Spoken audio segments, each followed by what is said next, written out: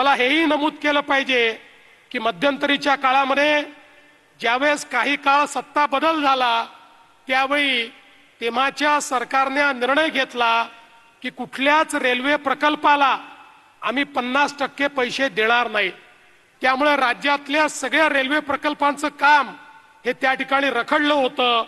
पण मला सांगताना आनंद वाटतो, शिंदे साहेबांच्या नेतृत्वात पुन्हा आपलं सरकार आलं, आम्ही अजितदादा आम्ही सगळे एकत्रित आलो आणि आम्ही पहिला निर्णय जर काही घेतला असेल तर सगळ्या रेल्वे प्रकल्पांना महाराष्ट्र सरकार 50% हिस्सा देईल अशा प्रकारचं पत्र आम्ही केंद्र सरकारला दिलं आणि नुसतं पत्र देऊन थांबलो नाही तर त्या ठिकाणी तो निधी देणं सुरू केलं। अजितदादा देखील अर्थमंत्री झाले, त्यांनी त्यांच्या बजेटमधनं या प्रकल्पाकरता आवश्यक जे पैसे होते ते पैसे या ठिकाणी दिले आणि म्हणून हा प्रकल्प आज आपण पूर्ण करू शकलो आणि यातनं मोठ्या प्रमाणात हे काम झालेलं आपल्याला पाहायला मिळत आहे।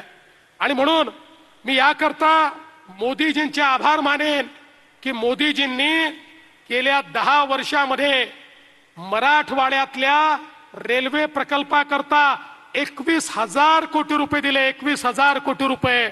मला या ठिकाणी राजकीय स्टेटमेंट करायचं नाही, पण आपल्याला आकडा सांगतो, या मराठवाड्याकरता त्याच्या पूर्वीच्या 10 वर्षामध्ये 450 कोटी रुपये मिळाले होते। 450 कोटी रुपये आणि मोदीजींनी 10 वर्षात 21,000 कोटी रुपये मराठवाड्याच्या रेल्वे करता दिले आणि म्हणून आज हे सगळे प्रोजेक्ट्स या ठिकाणी पूर्ण होऊ शकतात। याचं कारण हे जे पैसे माननीय मोदी साहेबांनी दिले त्यातनं मोठ्या प्रमाणात हे परिवर्तन झालेलं आपल्याला पाहायला मिळत आहे।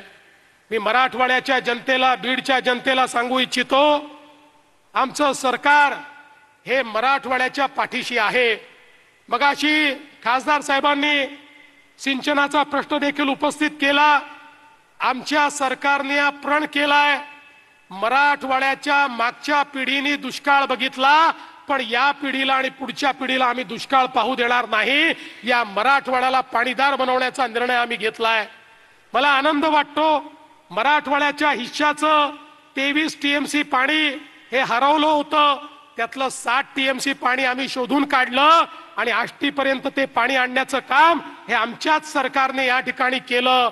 पण तेवढं करून चालणार नाही। आता पुन्हा एकदा त्या ठिकाणी कृष्णा खोऱ्यातलं जे पुराचं पाणी आहे, सांगली आणि कोल्हापूरचं ते पाणी, आता एक नवीन प्रकल्प आम्ही हातामध्ये घेतलाय आणि जवळपास 36 टीएमसी पाणी हे तिथनं आम्ही पुन्हा उजनीमध्ये आणतो आणि उजनीमधनं ते मराठवाड्यामध्ये आणण्याचं काम या ठिकाणी आमचं सरकार करेल। आणि एवढंच नाही तर उल्हास खोऱ्यामध्ये वाहून जाणारं 54 टीएमसी पाणी हे देखील उचलून आम्ही या मराठवाड्यामध्ये गोदावरीच्या खोऱ्यामध्ये आणणार आहोत आणि गोदावरीच्या खोऱ्याला तुटीच्या खोऱ्यापासनं त्या ठिकाणी पाण्याचं खोरं बनवून त्यातनं संपूर्ण मराठवाड्यामध्ये पाण्याचं जाळं विणण्याचं काम आम्ही करणार आहोत। मराठवाड्यातला दुष्काळ हा भूतकाळ काळाचा निर्णय आम्ही घेतलेला आहे आणि हे करत असताना या गोष्टी केवळ कागदावर नाही आहेत, याच्या सगळ्या मान्यता आम्ही घेतल्या आहेत। काहींचं टेंडर आम्ही काढतो, 54 टीएमसीचं या ठिकाणी अंतिम अन्वेषण चाललेलं आहे आणि पुढच्या वर्षी त्याचंही टेंडर आम्ही काढू आणि याच पिढीला ते काम पाहता येईल आणि पुढच्या पिढीला तर दुष्काळ काय आहे हे देखील या ठिकाणी माहीत असणार नाही। अशा प्रकारे मराठवाड्याचं चित्र बदलण्याचा प्रयत्न आमचा आहे आणि म्हणून मी आपल्याला एवढंच सांगतो की आज सरकार सर्व परीने आपल्या पाठीशी आहे आणि आता अजितदादांनी सांगितलं, या बीड जिल्ह्याच्या सर्वांगीण विकासाकरता जे काही प्रकल्प या ठिकाणी आमचे लोकप्रतिनिधी असतील, आपण सगळे मिळून मांडाल, त्याच्याकरता अजितदादा असतील, मी असेन किंवा शिंदे साहेब असतील, आम्ही कुठल्याही परिस्थितीमध्ये त्या प्रकल्पांच्या पाठीशी उभे राहू। हात अकडता न घेता त्या प्रकल्पांना आवश्यक तो सर्व निधी आपण उपलब्ध करून देऊ, हा विश्वास मी आपल्या सर्वांना देतो। पुन्हा एकदा बीडकरांचं अतिशय मनापासून अभिनंदन करतो।